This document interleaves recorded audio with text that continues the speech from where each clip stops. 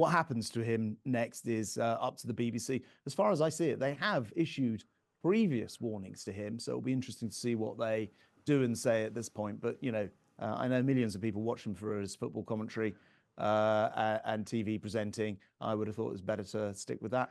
Conservative MPs are deciding if they'll back Rishi Sunak's latest version of the Rwanda Plan. Somewhere it's too hot, breaking international law. Somewhere it's too cold, allowing migrants to block it in the courts. Let's talk to someone who wants to persuade us it is just right. We're joined now by the Defence Secretary, Grant Shapps. Good morning to you. Morning. Just looking across the newspaper front page headlines this morning, Grant Shapps. Sunak fights for his future, PM under pressure, Rishi on the rack, lame duck for Christmas. How are you going to come on this programme, Grant Shapps? You're very good at this, and tell us things are going well.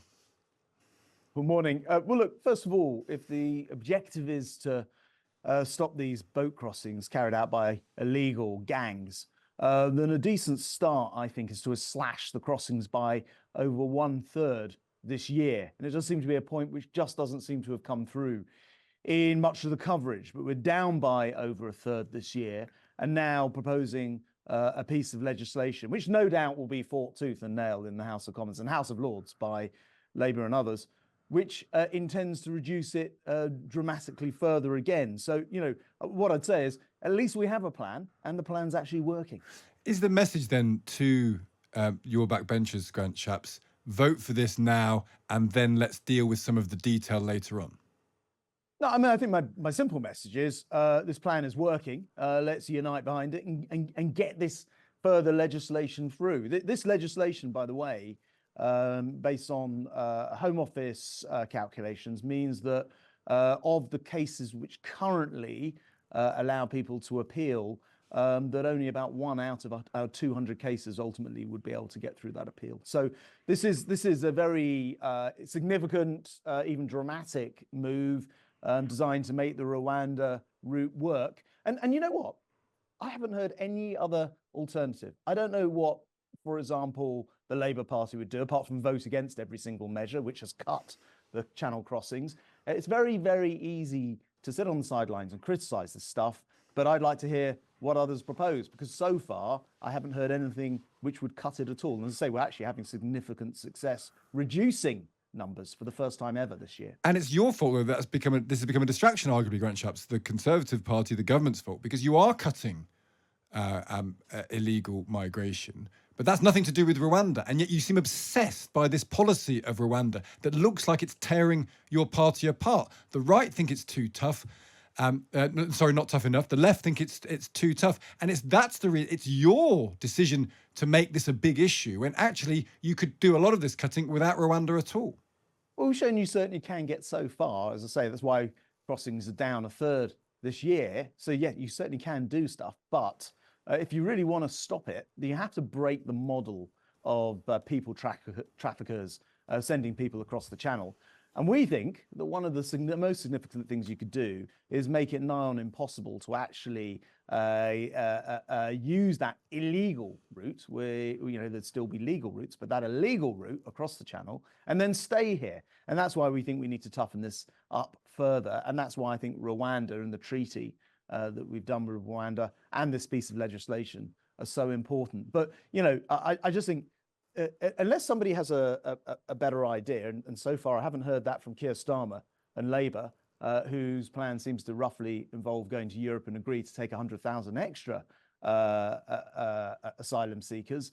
Unless someone has a better idea, then I suggest we all unite around this, get this legislation passed, and finally break that terrible model that people traffics people across our channel crossing. Well, people like Suella Braverman think they've got a better idea. People like Robert Jenrick, who resigned because he had a better idea, which is to say, if you want to break that model, you have to do something further than what you're doing. You've got to come out of the Convention on Human Rights, and you've got to be tougher than you're willing to be. What do you say to them? This is not about Keir Starmer having a different policy. Your own former Home Secretary, your own former Immigration Minister has a different policy entirely.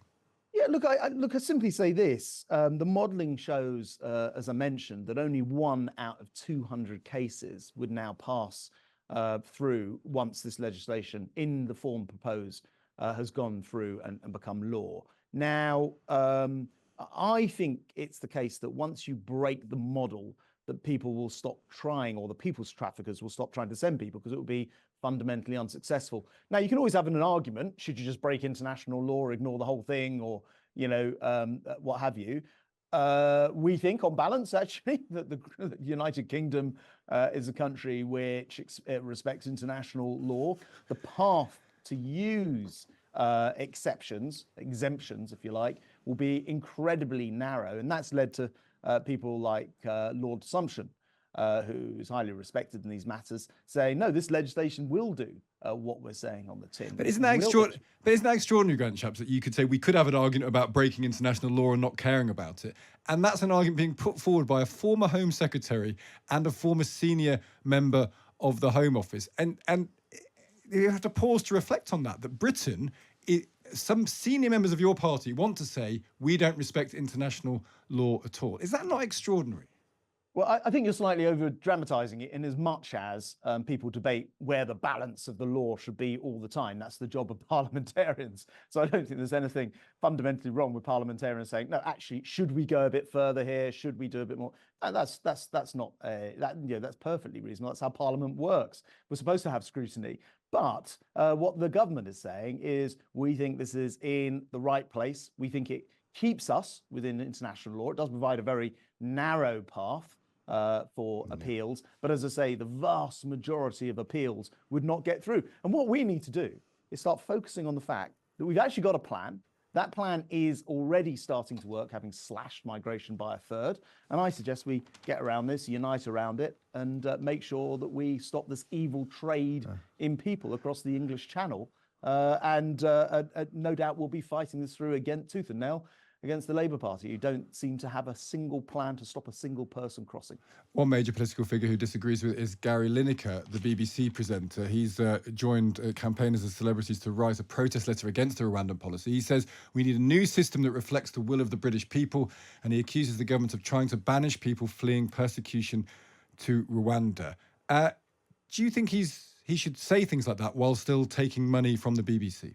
No, and he's been through all of this before, and the BBC have told him he shouldn't do this type of thing, but still it continues. And look, the point I'd make to Mr. Lineker is what is right or moral about having people trafficked dangerously across the English Channel, losing their lives at sea, illegally entering the country? That is not a civilized, morally correct thing to do.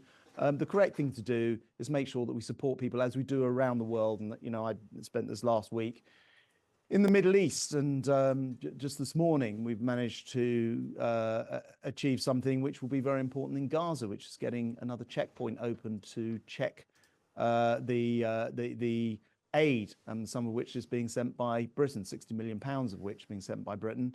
So at least it can be checked before going round to Rafah crossing. It's not the solution, but it's in the right direction. What you do if you really want to solve these problems in the world is get out there and try and solve the problems at source, rather than thinking that we'll somehow save lives by attracting people to take illegal and dangerous routes across the Channel, putting their own lives at risk. And I think that that's the sort of thing that Lineker should be considering here. Do you think the BBC should sack him? Do you think, because there's a point, he does get paid by public money here, and the rules, there are some rules that say you should be impartial if you work on the BBC. There's a question mark whether he's broken any specific rules here, I suppose. Do you think he should either become a political campaigner or should work on the BBC? He shouldn't do both.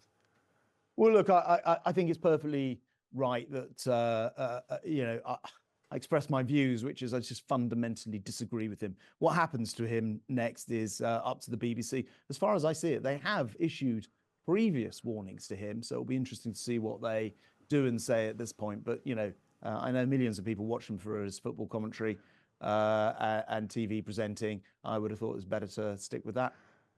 Speaking of people who are popular now in the culture, Nigel Farage, he's come third in I'm a Celebrity. Is he a threat to you? Is he a political threat to your party at the next election? No, I don't think so. I mean, he's not actually a member of Parliament, of course, which means he's, in the end, he, has had a big influence, obviously, on what's happened in British politics. But people want political parties who aren't single issue obsessed who actually get on with delivering for the British people. As I say, on immigration, getting these boat crossings down by a third this year is and should be regarded as I would have thought, as a major achievement. Slashing inflation by half, I would have thought a major achievement. Ensuring the economy grew this year when almost all commentators said it would shrink. All of these things, all of them are, achievements. The government that deals with everything, not just, particular obsessions, get done. Before you go, I can see a Ukrainian flag next to a British flag where you're standing, Grant Shapps. We've often talked about Ukraine on this programme. Do we need to start telling ourselves not to think about a Ukrainian victory, but at some sort of negotiated peace between Russia and Ukraine? No, I don't think that's right. Today, actually, and the reason that I actually came on the programme, got these flags behind me, is I'm launching a British-led maritime coalition. This is for Ukraine in order to help rebuild their navy and make it more Western NATO leaning. That's happening at Admiralty House in London. We're doing it alongside the Norwegians and with the First Sea Lord from Ukraine. So we are not giving up the battle. It's vital for democracy around the world. It's vital for the West that we do not give up. And that's why the United Kingdom has been absolutely at the forefront of backing Ukraine. And I told President Zelensky that support isn't just historic or in the past. It will be with them right till the end. Grant Shapps, thank you for joining us today.